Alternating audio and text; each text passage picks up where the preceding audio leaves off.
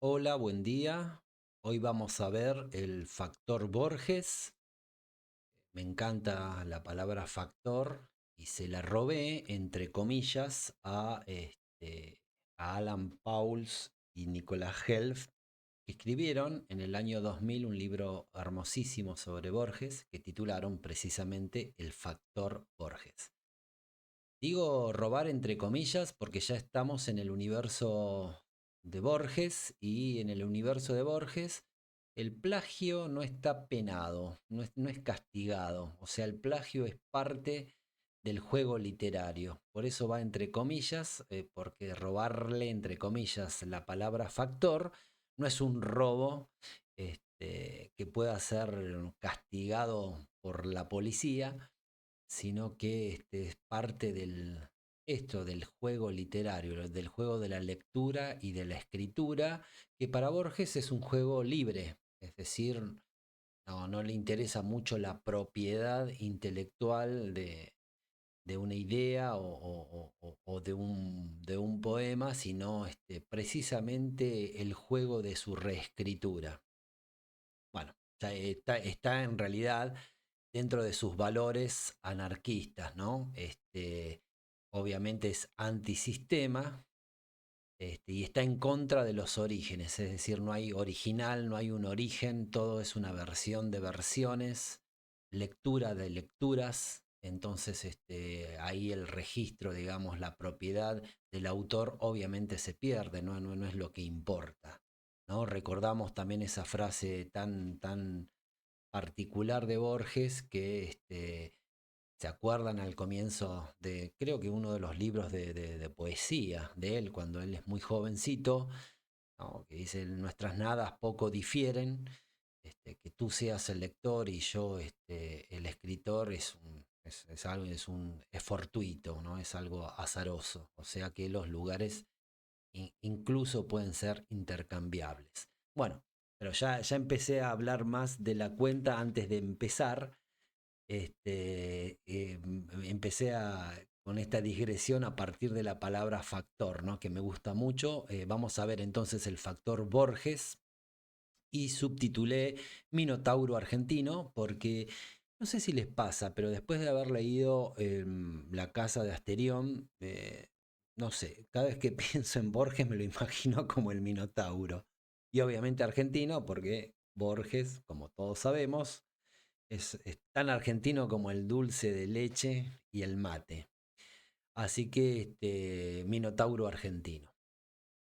Bueno, vamos a trabajar un cuento que me parece a mí que en la mitología borgiana está considerado como el más difícil, ¿no? El más complejo, el más difícil de leer, de comprender, que es Tlön Uqbar Orbis Tertius, ¿no? Ya con el título uno ya se asusta, dice que voy a, que no entiendo nada, no sé qué es Tlön, no sé qué es Uqbar y no tengo ni idea qué es Orbis Tertius.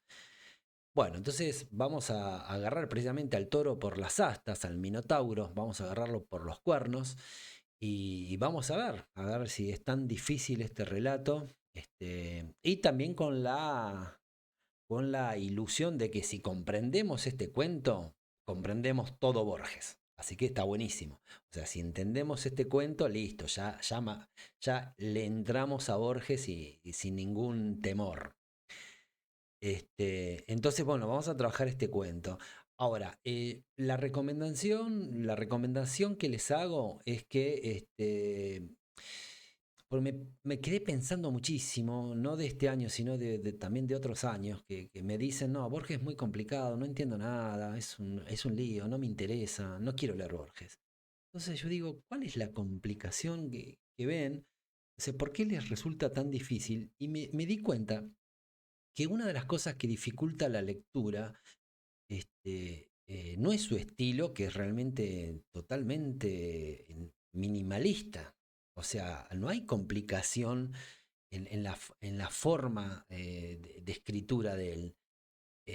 La complicación viene en gran parte, me di cuenta, a ver qué piensan ustedes, en el argumento, en la trama. Y la trama es muy, muy entramada, ¿no?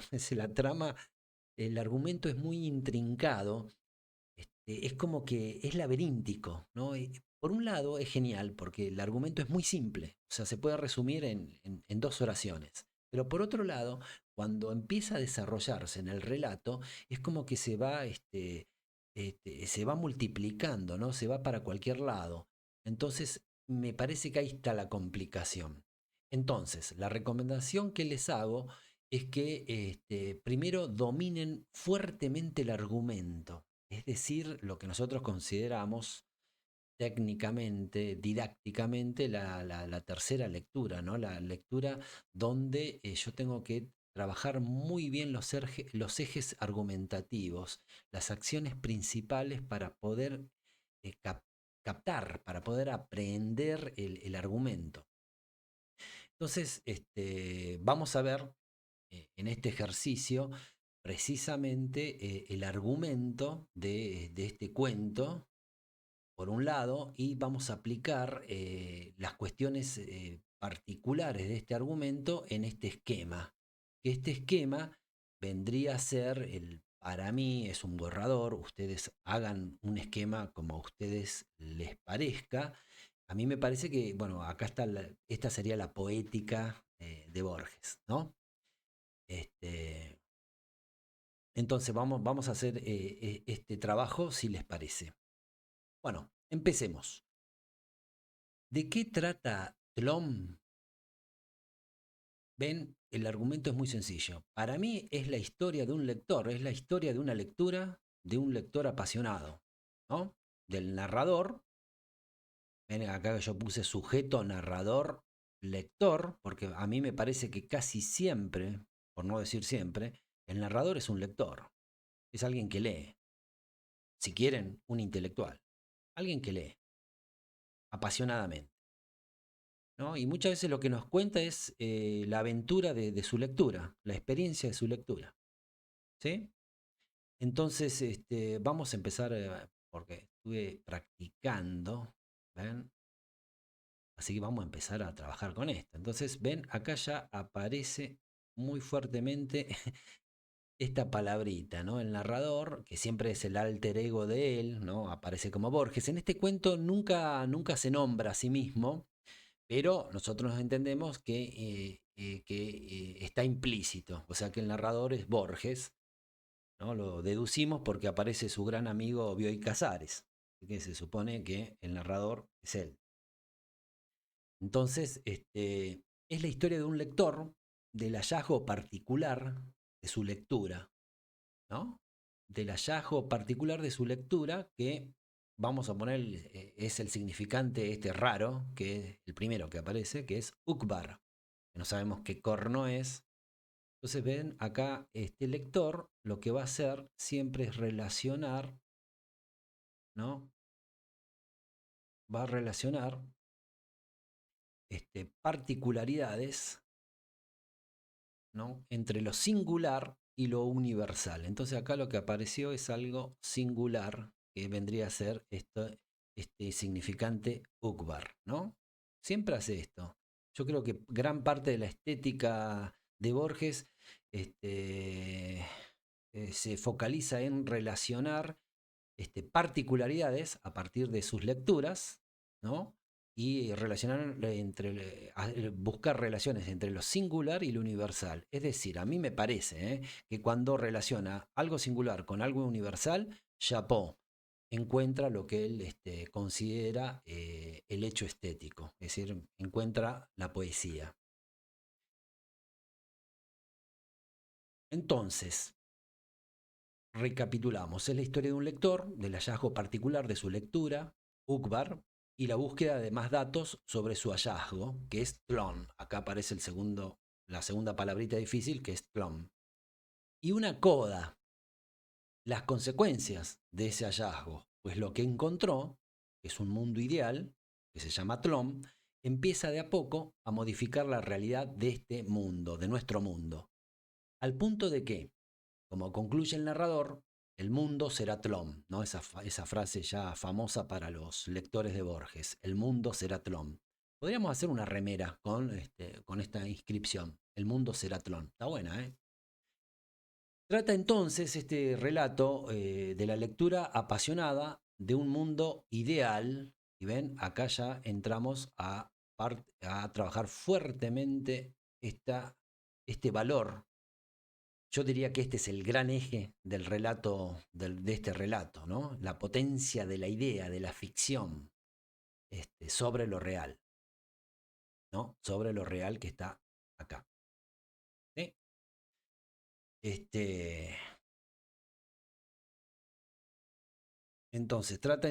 trata, disculpen, de la lectura apasionada, de un mundo ideal, que además empieza a invadir el mundo real.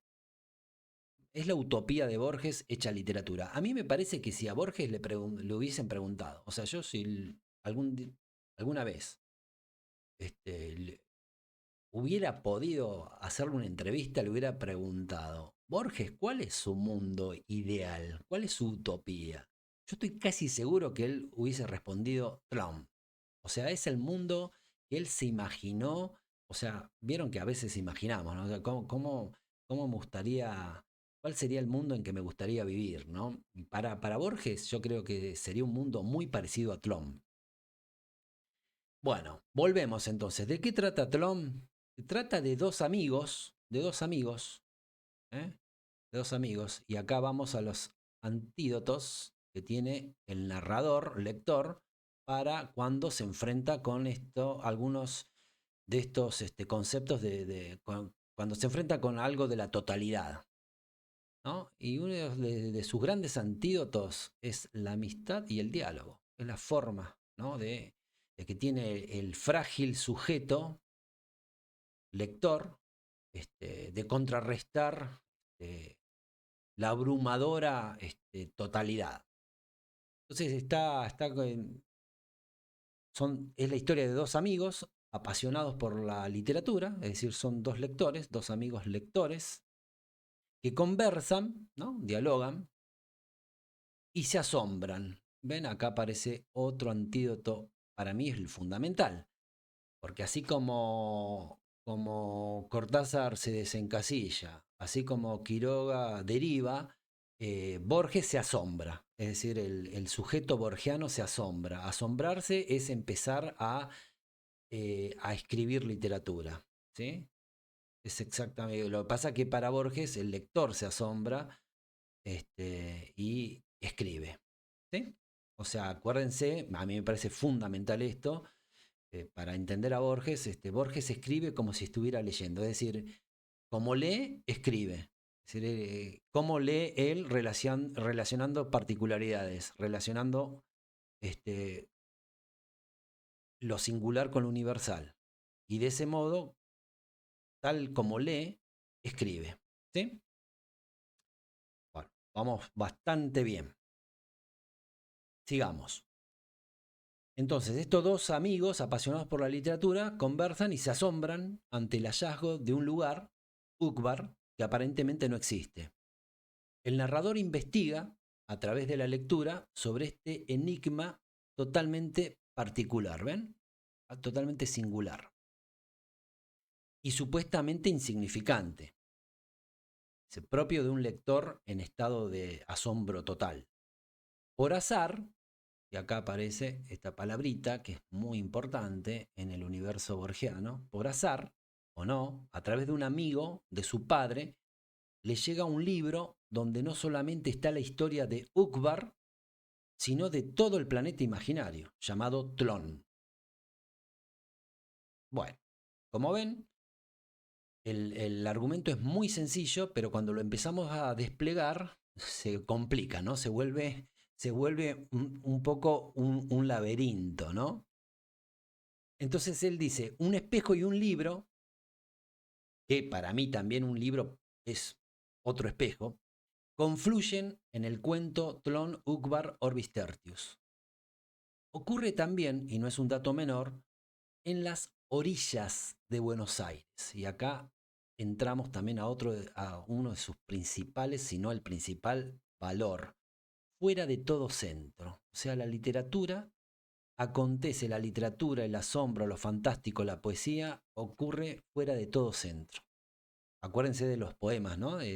Por los arrabales. Allí él encontraba, allí él se asombraba y encontraba el hecho estético, o sea, la posibilidad de relacionar lo singular y lo universal.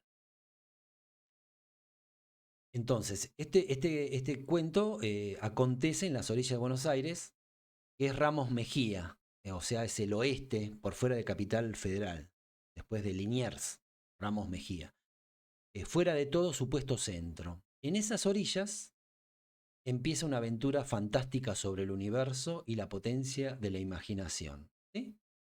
Increíble. Me hace acordar esto a algo que él escribe en su ensayo El escritor argentino y la tradición. ¿Se acuerdan que vimos en la clase, la última clase, vimos, ¿no?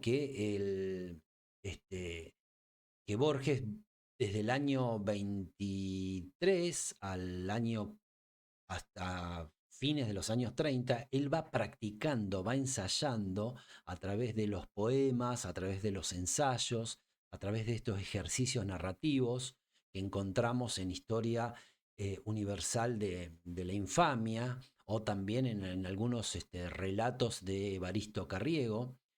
Él va ensayando su poética, ¿no? Y precisamente en uno de esos ensayos previos a sus famosos cuentos fantásticos, este ensayo que para mí es fundamental para su poética, que él titula El escritor argentino y la tradición, ¿no? Allí dice, como si los argentinos solo pudiéramos hablar de orillas y estancias y no del universo, ¿no? Acá está el núcleo de su poética, es decir, por fuera de todo centro se puede precisamente trabajar el universo. ¿Sí? Acá está clarísimo, clarísimo el núcleo. A mí me parece que este es el corazón de su poética. Y este cuento es la refutación precisamente a esa idea que tenían los escritores y la literatura argentina de comienzos del siglo XX, ¿no? Que el escritor argentino solamente podía hablar de orillas y de estancias, y él dice, no, desde esta orilla desde este arrabal, yo puedo hablar del universo. ¿Por qué no? Mi tradición es toda la tradición occidental de la literatura. Yo tranquilamente puedo hablar desde Palermo, puedo hablar sobre Shakespeare. Y lo hace, y lo demuestra, y realmente lo refuta, ¿no? Bueno, este cuento es una refutación a esa ideología que él denomina color local o ser provinciano. Es decir, como yo estoy fuera del centro, no puedo hablar del centro. Él dice, no, precisamente como estoy fuera del centro, puedo hablar con mucha más, con mucha más creatividad sobre el centro, ¿no? Bueno, seguimos.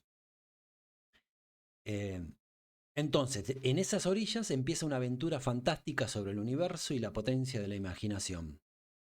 El narrador, llamado sospechosa y tácitamente Borges, dialoga con su gran amigo Bioy Casares a partir de ese guiño, ¿no? Ese pálido fulgor desde el fondo de la galería, entre el espejo, este, entre el espejo y ellos, que dispara una cita que recuerda a Bioy Casares, que leyó en una enciclopedia. O sea, Bioy cita a un heresiarca de Ukbar. Entonces buscamos qué quiere decir heresiarca. Es alguien que cuestiona un dogma, es alguien que, precisamente alguien desde una orilla que cuestiona, ¿no? Un concepto central. O sea, tranquilamente podemos decir que el narrador lector Borges es un heresiarca de la literatura. Entonces, Bioy Casares se acuerda, o sea, ven en un espejo y Bioy Casares, ahí en esa quinta que ellos alquilaron en Ramos Mejía, evidentemente, como sabemos, Bioy Casares tenía mucha plata, ¿no? Porque alquilaron una quinta con una biblioteca fabulosa, o sea, una biblioteca más grande que una biblioteca municipal, y en esa biblioteca había una enciclopedia,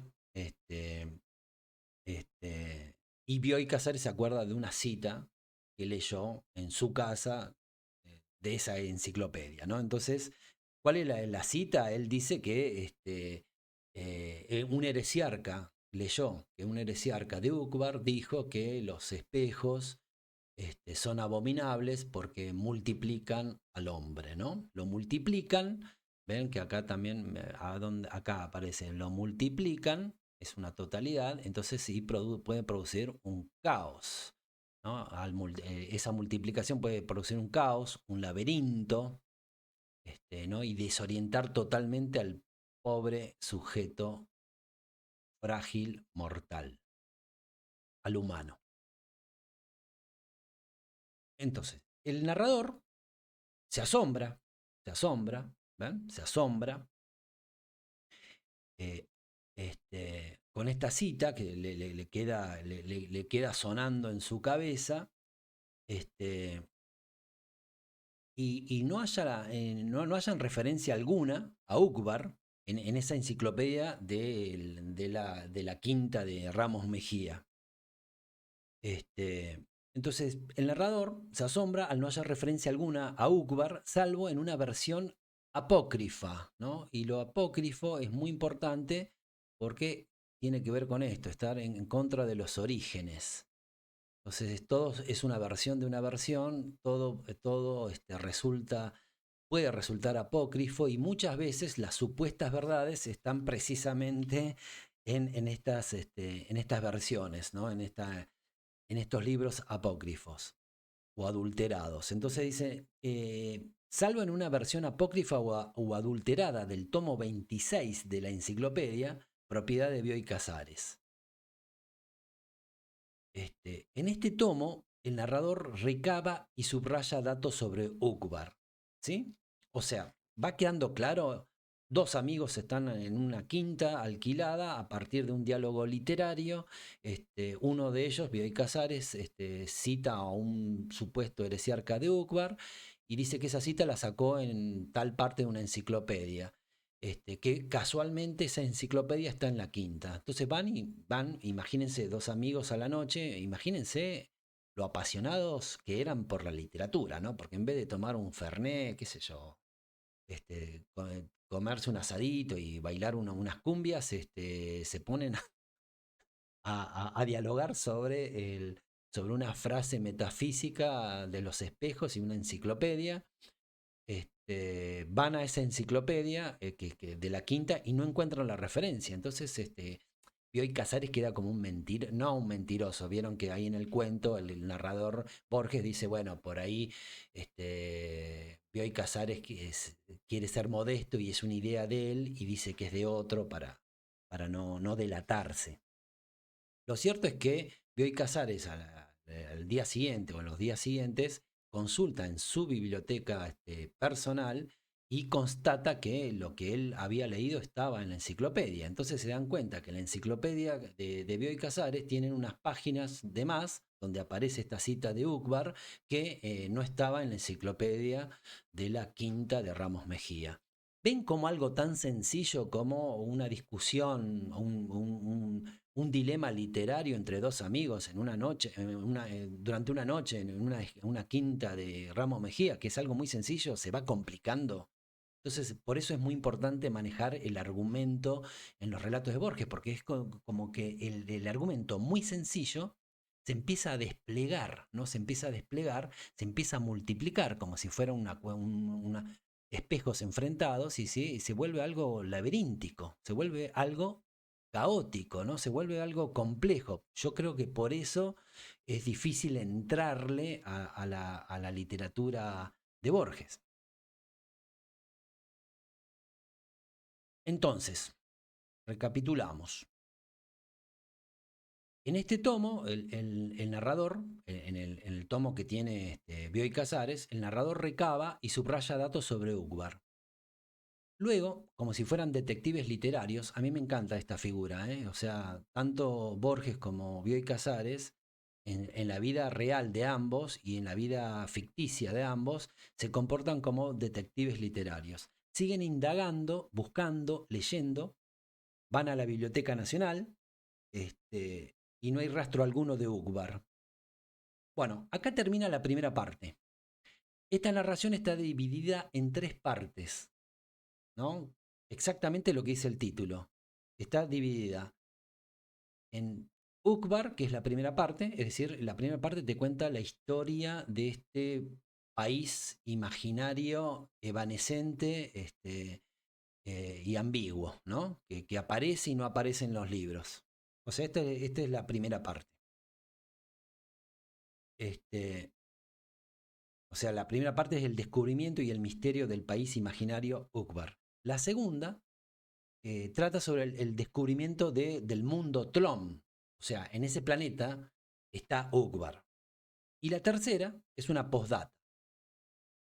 Este, una postdata se utilizaba en las cartas. Por ahí ahora no, esto no se sabe tanto, porque ahora, qué sé yo, se escriben mails o se mandan chats, pero bueno, hace años se escribían cartas y cuando uno terminaba la carta, saludaba, bueno, chao, abrazo, que sigas bien. Y si había un olvido de algo, uno ponía P.D, dos puntos, postdata, y escribía lo que se había olvidado. Ah, me olvidé de decirte que el próximo verano tal vez pueda viajar, bla, bla. ¿Sí? Entonces, la tercera parte es una postdata. Y en esa postdata, el narrador va a contar la influencia de ese mundo ideal en el mundo real y cotidiano. Es decir, la lenta e irreversible conversión del tercer mundo. Tercer mundo es Orbis Tertius, o sea, Orbis Tertius quiere decir tercer mundo en latín. ¿Sí? O sea que el cuento está dividido en tres partes. El relato entonces se divide en tres partes, como su título, como les dije, no es un relato común, es decir, no es un relato de un solo cuerpo donde hay una introducción, un desarrollo y una conclusión. Es una mixtura, una mezcla, un híbrido de géneros. Y acá vamos a otro de sus grandes valores, que es la igualdad de sujetos, pero lo que yo puse igualdad de cultura. Es decir, para él todo, en este caso, también si adentro de la literatura, todos los géneros literarios para él valen igual. Como así todos los sujetos valen iguales, ¿se acuerdan que lo vimos en la trama? Y también todas las culturas valen iguales. O sea, el concepto de igualdad para él es fundamental. Entonces, en el cuento, mixtura géneros, ¿no? Como ven, es un cuento súper raro, porque es como en un momento parece un ensayo, es decir, dos amigos intelectuales indagan, buscan a través de lecturas, ¿no? Como ratones de biblioteca, ¿no? Van de una enciclopedia a otra, van de una biblioteca a otra, ¿no? Es como si este cuento contara la historia de dos ensayistas, de dos intelectuales, de dos docentes, ¿no? Que están apasionados por un dato totalmente singular y que están relacionando estas particularidades, ¿no? Relacionan particularidades, son dos lectores. Eso por un lado, o sea, parece un ensayo, pero también es un cuento, también te cuenta una historia. Dentro del cuento hay una alegoría, ¿se acuerdan la alegoría? Esto está en la segunda parte, la alegoría de las 9 monedas para refutar al materialismo.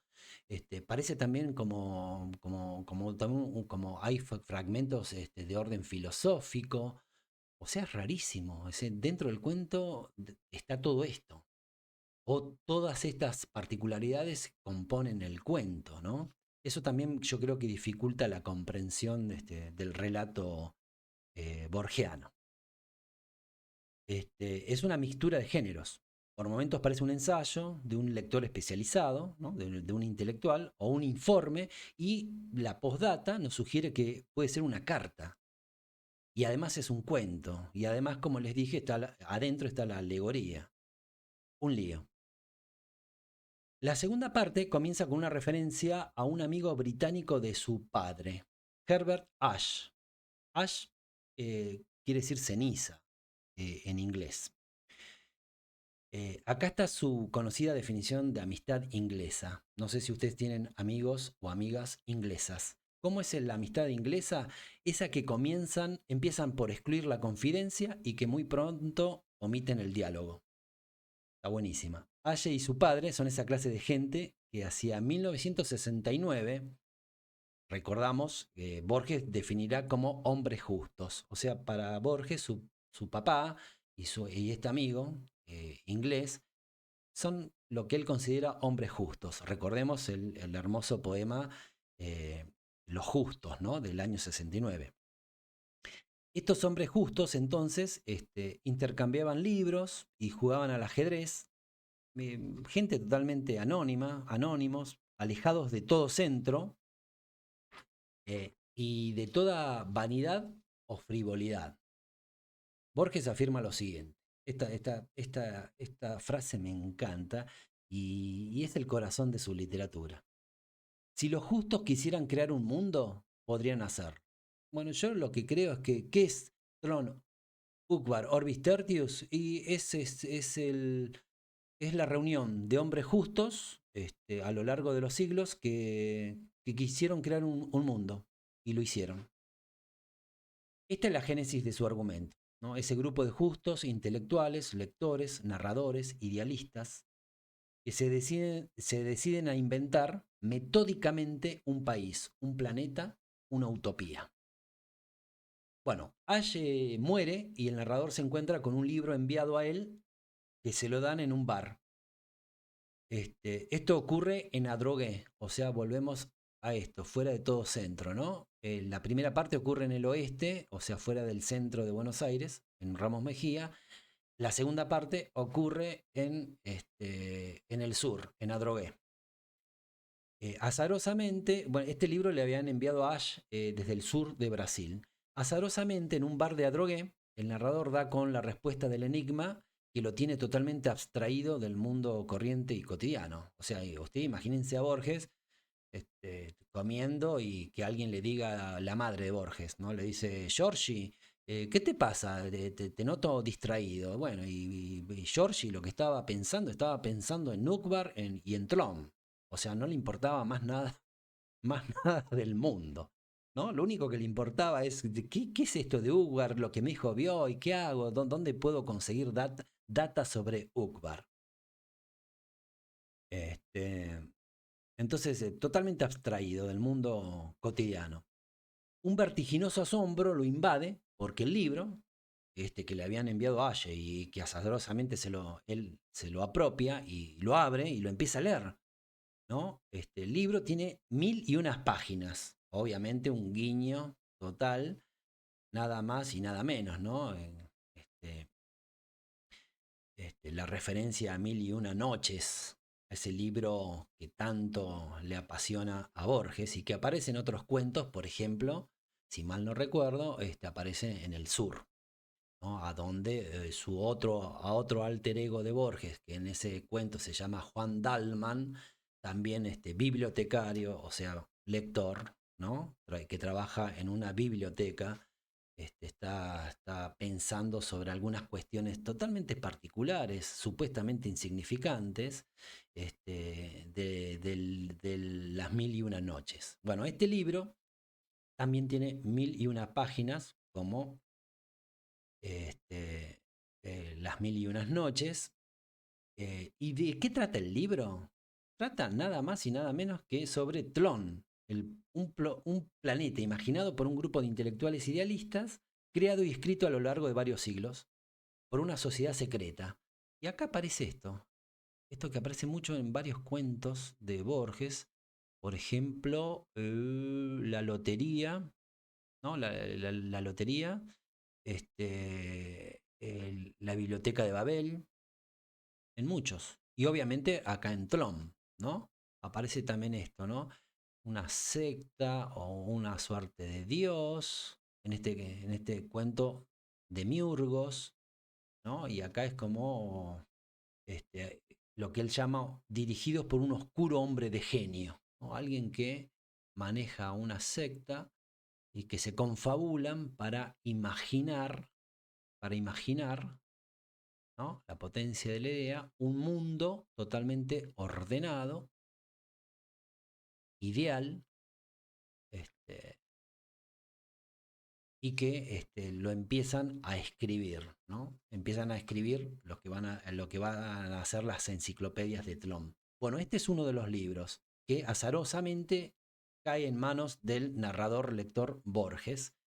Y claro, se quiere morir, ¿no? Porque estaba investigando sobre Uqbar, que es un país, y se encuentra con el libro que habla sobre el planeta, donde uno de los países de ese planeta, de Tlön, es Uqbar.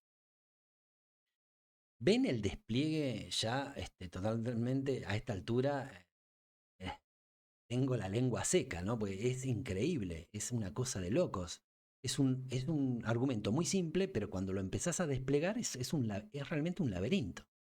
Es como, para citar a Deleuze Guattari, es rizomático, ¿no? Es algo que se va abriendo, se va desplegando, y bueno, claro, uno se pierde en el argumento del cuento, ¿no? Que es algo que a Borges le encanta, que te pierdas en un laberinto.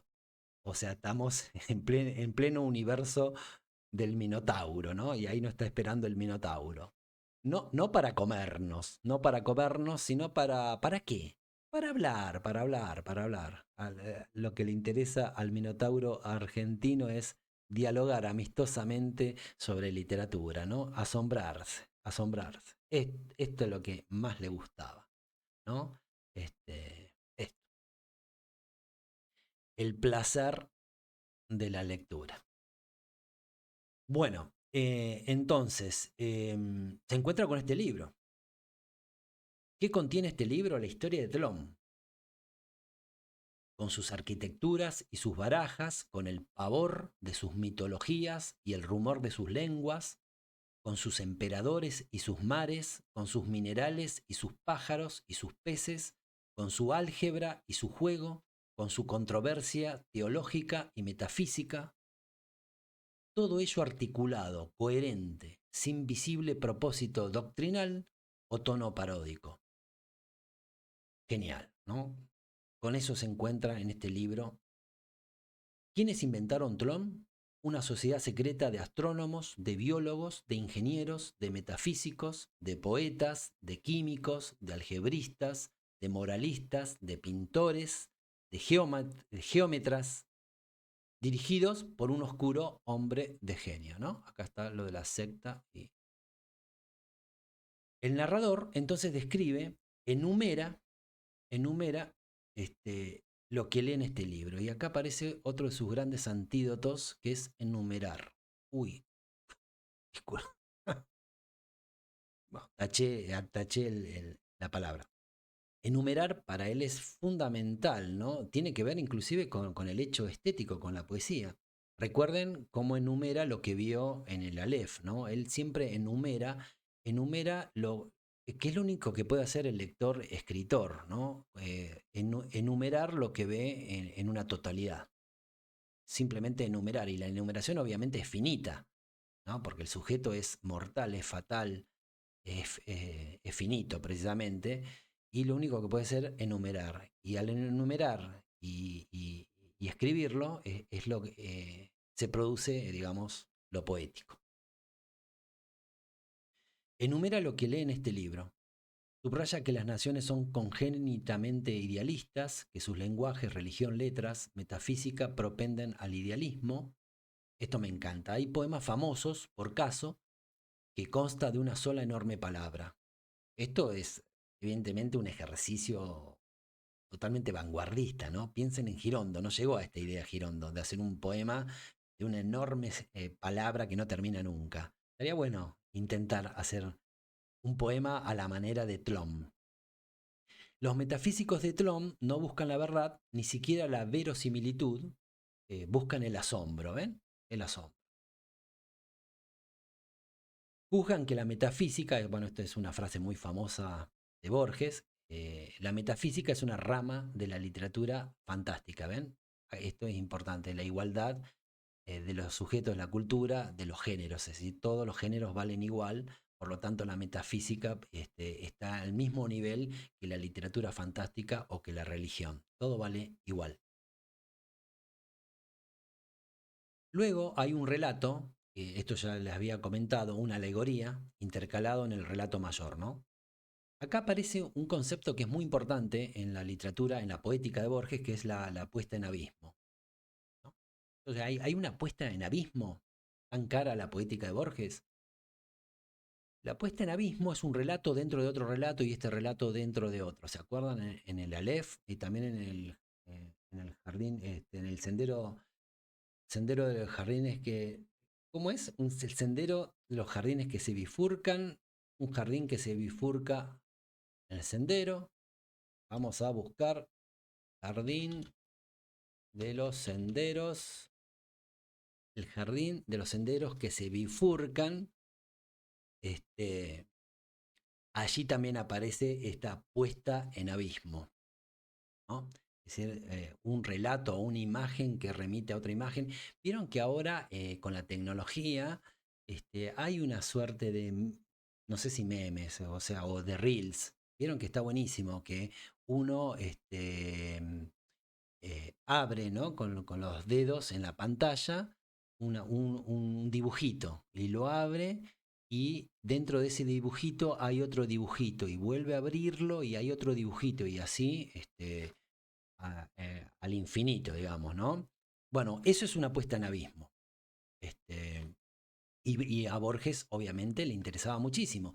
Podríamos decir que el argumento de los relatos de Borges es una puesta en abismo, ¿no? Abrimos la primera ventanita y la ventanita es dos amigos conversando sobre literatura y leyendo.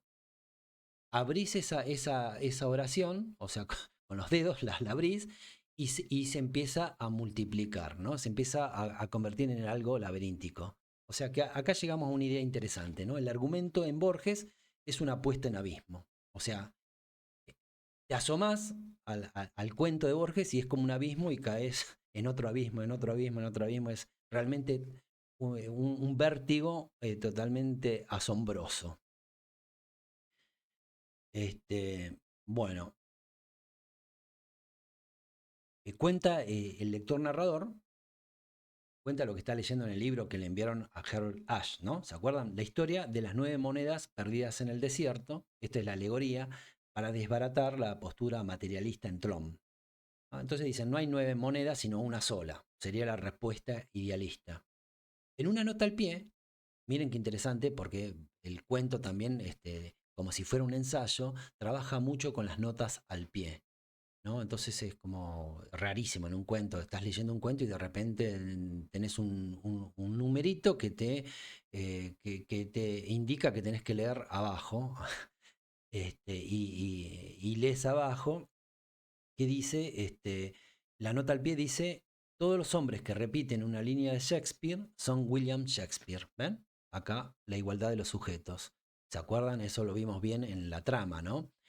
Julio César es igual al gaucho de la Pampa Argentina. El lector narrador continúa contando lo que leyó en el libro sobre Tlön. Dice, es raro que los libros estén firmados. No se concibe el concepto de plagio, que es una idea policíaca estatal. Se ha establecido, lee, que todas las obras son obra de un solo autor, que es intemporal y es anónimo.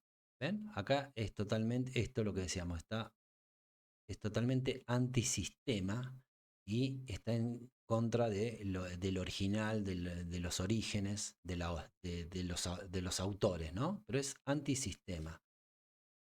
Esto es muy importante, es parte de sus valores anarquistas legados por estos valores por Macedonio Fernández, según Piglia, y a mí me parece que tiene toda la razón del mundo.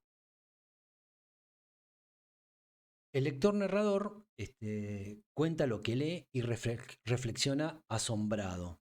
Siglos y siglos de idealismo no han dejado de influir en la realidad. ¿Ven? Acá va a trabajar este valor que es clave en él, la potencia de la idea de la ficción sobre la realidad, ¿no? La idea prevalece sobre lo real. Como vemos, Borges en su poética trabaja fuertemente el idealismo. Entonces dice, siglos y siglos de idealismo no han dejado de influir en la realidad. Entonces cuenta que hubo duplicación de objetos perdidos. El que pensaba en el objeto perdido encontraba uno similar al perdido, aunque distinto, más alargado que el original, ¿no? Eh, si van al cuento, es el ejemplo del lápiz. Estos objetos secundarios se denominan Ronir y Ron los objetos inducidos. Y además hay otra variante que es los objetos producidos por sugestión, educido, dice Borges. Educido. No, no, no, no, no, no, no. Es terrible esto. Educido. ¿Qué es educido? Es terrible, por Dios. ¿No? Acá tenemos que, vamos a poner, no tengo ni idea, educir. Sacar algo de otra cosa, deducir. Miren, qué loco. Me encanta. Me encanta. Siempre se aprende algo, ¿no? Sacar algo de otra cosa. Entonces, dice, literalmente, educido, objeto producido por sugestión, se llaman UR. Entonces tenemos Ronir, Ron y UR. Todo esto ocurre en este planeta ideal, imaginario, que se llama Trom. Las cosas se duplican en Trom, propenden a sí mismo a borrarse y a perder los detalles cuando los olvida la gente. Esto me encanta. Cuenta entonces del umbral que se disuelve lentamente cuando muere el mendigo que lo visitaba, o las ruinas de un anfiteatro, esta imagen también es tan poética, que persisten gracias a un caballo y a unos pájaros que andan por allí. Esto es poesía pura. Bueno, con los afectos pasa eso, ¿no? Con los afectos pasa eso. Es decir, yo creo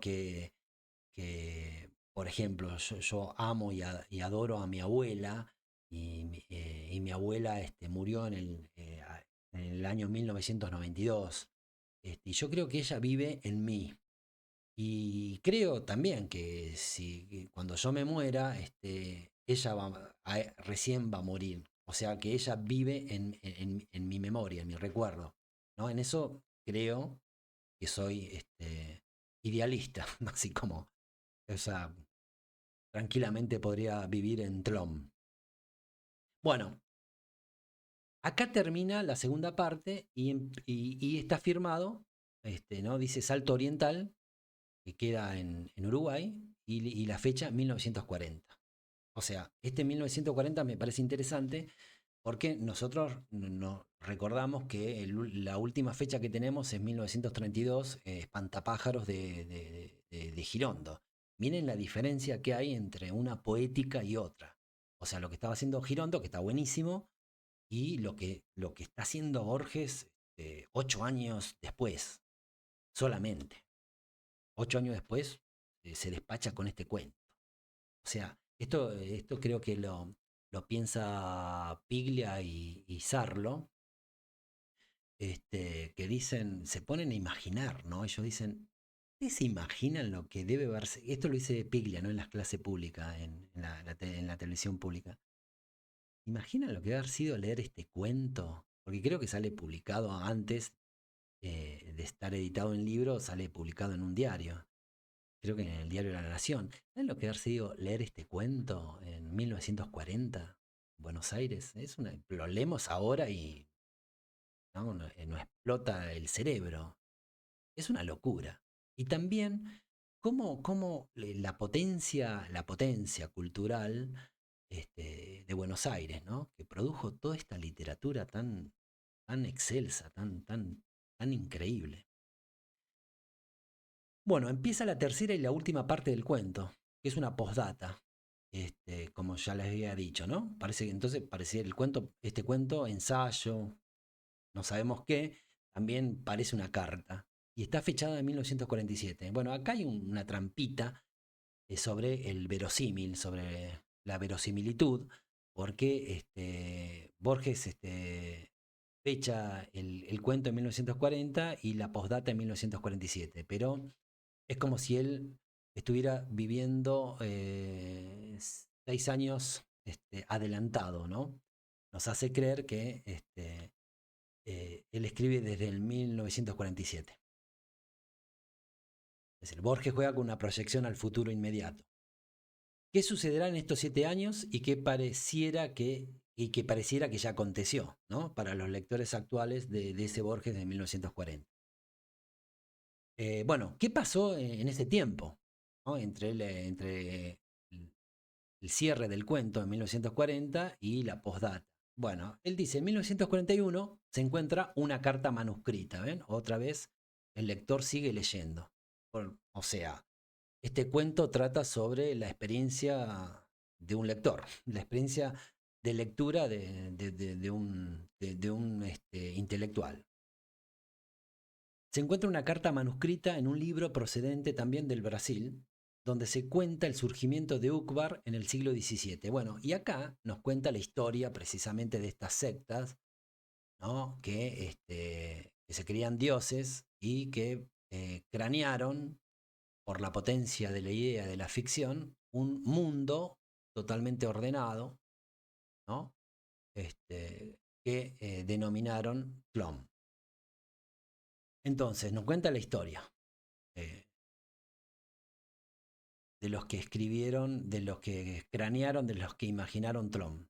Dice que esta historia se remite al siglo XVII en Lucerna o Londres. Esta disyuntiva aparece también en Historia del traidor y del héroe, ¿no? Y la utiliza Borges para destruir el registro de verosimilitud, realista, porque puede ocurrir en cualquier lado, lo importante es que ocurra y se narre. O sea, acá dice Lucerna o Londres, qué sé yo, también puede ser Buenos Aires, puede ser Ramos Mejía, ¿sí? ¿No? La igualdad cultural. Este, En ese siglo, en Europa o no, se forma una sociedad secreta y benévola. Este adjetivo es fundamental, benévolo. O sea, una sociedad secreta y benévola, no es maléfica. ¿Por qué? Porque, esto lo dice Borges en otro lado, que la inteligencia para Borges y todos estos intelectuales sectarios, para Borges son muy inteligentes. La inteligencia para Borges está ligada a la bondad y la estupidez, la estulticia, a la maldad. Me encanta esta reflexión de Borges. Bueno, esta sociedad secreta y benévola, bondadosa, surgió para pensar, inventar y escribir un país, Ukbar. Como vemos, el relato se repite, otra vez con variaciones, como si fueran espejos. ¿Sí? O sea, la primera parte se repite en la segunda y la primera y la segunda se repite en la tercera, ¿no? Son como una serie de variaciones, de simetrías. Acá el texto funciona como el destino, ¿se acuerdan la hipótesis de destino? ¿No? Y que está en la trama, ¿no? Al destino le gustan las repeticiones, las variaciones, las simetrías. Bueno, al relato borgiano también. ¿No? Este cuento es como que se va repitiendo con leves variaciones, con simetrías entre una parte y otra, y por eso también, como se repite en el argumento, dificulta la comprensión. Son muchos datos que se van desplegando, ¿no? Como dijimos, una puesta en abismo. O sea, nosotros docentes tenemos que manejar esa puesta en abismo de los argumentos en los relatos de Borges, para poder explicarlo, si no es un laberinto. No entendemos ni jota. Somos perdidos. Sí. Entonces, ¿cuál sería el rol del docente cuando explica un relato de Borges? Es primero que los lectores entren al laberinto, ¿no? Al laberinto, y que conversen con el Minotauro, se hagan amigos del Minotauro, y encuentren una salida a ese laberinto, ¿no? Es decir, que se asombren, que se asombren, que se asombren, que relacionen lo singular y lo universal, que relacionen particularidades, que reflexionen, ¿no? Que produzcan ideas, ficciones, y que encuentren mucho placer en ese recorrido. Este, bueno, sigamos. Eh, bueno, como vemos, les decía, el relato se repite, otra vez con variaciones, como si fueran espejos, creando ese efecto de abismo de repeticiones. Estos maestros de esta sociedad secreta, benévola, formaron discípulos a través de los años para que continuaran con esa empresa casi imposible. La fraternidad resurge en América hacia 1824 en Memphis, Tennessee. Los americanos son presumidos y les parece poco inventar un país. Y se deciden inventar un mundo, Trump. Hacia 1914 se edita en forma secreta la primera enciclopedia de Tlön, de 49 volúmenes. Esa revisión se denomina Orbis Tertius, es decir, tercer mundo. ¿Sí? Acá está explicando la tercera palabrita que aparece en el título. Herbert Ash era un modesto demiurgo, como si fuera demiurgo, de esta última etapa de la fraternidad. ¿Sí? Y acá vamos entendiendo todo. ¿Por qué le habían enviado ese libro sobre Tlön a Herbert Ash, que casualmente era amigo británico, ¿no? Justo, hombre justo, amigo del padre del narrador, del lector? Vemos aquí, y esta idea me interesa mucho, que el relato también empieza a formar parte de Tlön, pues al leerlo y transcribirlo, narrarlo, también se lo está reproduciendo y volviéndolo parte del mundo real del Borges lector-narrador.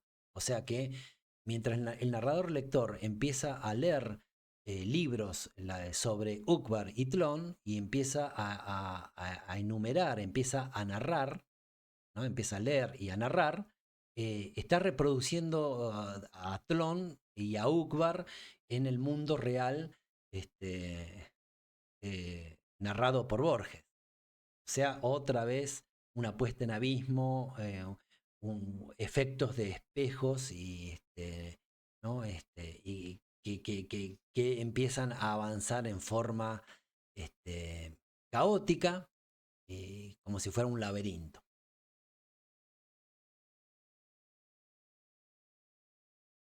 Eh, entonces los límites entre ficción y realidad eh, están a esta altura totalmente desdibujados. Suceden ya en Buenos Aires, ya en la actualidad del lector narrador de Borges, es decir, en los primeros años de la década del 40, hechos asombrosos, ¿no? Hechos asombrosos. Acuérdense que el asombro es fundamental para producir literatura en Borges. Empiezan a aparecer objetos de Tlön, ¿no? ¿Se acuerdan los objetos duplicados? Bueno, esos objetos, los objetos de ese mundo, empiezan a aparecer en el objeto, en el mundo real. Aparece una brújula en un departamento de la calle Laprida, ¿ven? El universo aparece en un arrabal de un pequeño mundo llamado Tierra, y dentro de ese mundo Tierra, en un pequeño país sudamericano totalmente marginal que se llama Argentina, y dentro de Argentina, en el arrabal de la principal ciudad de ese país. Entonces, una brújula aparece en el departamento de la calle Laprida, como el Aleph, en la casa de la familia de Viterbo. ¿Se acuerdan que el Aleph aparece en Constitución? Esa fue la primera intrusión del mundo fantástico en el mundo real, ¿no? Estamos acá, estamos acá. La potencia de la idea de la ficción sobre lo real. Podríamos decir que este es el valor fundamental que se trabaja en este relato. La segunda aparición sucede en el norte de Uruguay, frontera con Brasil. Y ojo, ojo, que acá nosotros, lectores de Quiroga, nos llama mucho la atención, ¿no? Frontera con Brasil. Nosotros decimos, uy, es el lugar donde Quiroga escribió sus cuentos del monte, sus cuentos de la selva, ¿no? Vamos a ver qué escribe Borges allí. En la zona de frontera donde Quiroga inventó su poética, ¿no? Recuerden que hicimos la relación del estilo y de la poética de Borges en relación a los otros escritores. Dakar según Borges y según Girondo, que nos hace acordar, cuando leemos el poema de Dakar de Girondo, nos hace acordar muchísimo a Carlos Argentino Daneri. Y ahí entendemos por qué el narrador Borges, en este caso del Aleph, se burla y desprecia a Daneri barra Girondo.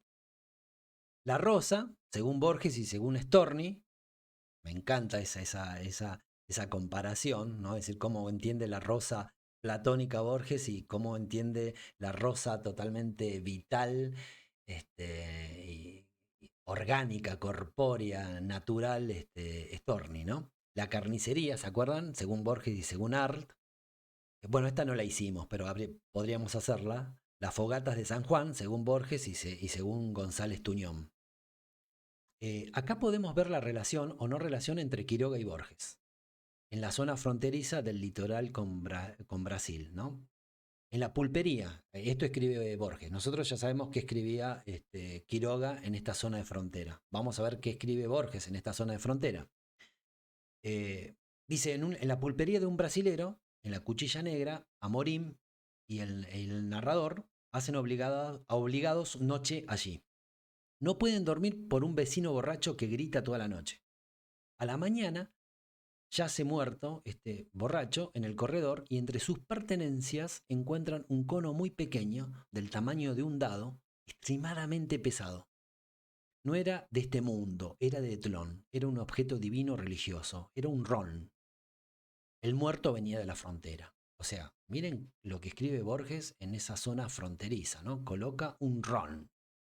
Y para explicar un ron, vamos a estar media hora. Para explicar qué cornos es un ron.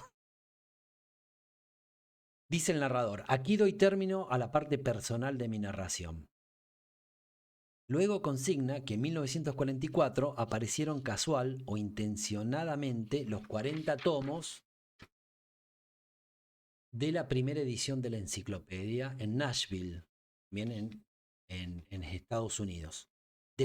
Miren cómo lo dice, ¿no? Del todavía nebuloso Orbis Tertius, o sea que el tercer mundo ideal, ¿no? Va cobrando forma, va cobrando consistencia, la idea le va ganando a la realidad, a lo real. La realidad cede, dice.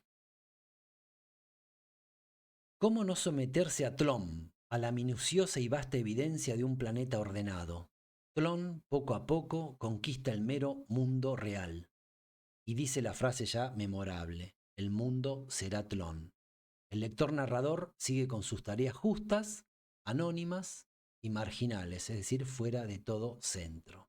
Y aquí, y así concluye el argumento del cuento Tlön Uqbar Orbis Tertius. Espero que les haya sido útil y que sea útil para seguir leyendo, estudiando y trabajando y reflexionando en el sentido de que podamos explicar y enseñar los cuentos de Borges en nuestras clases.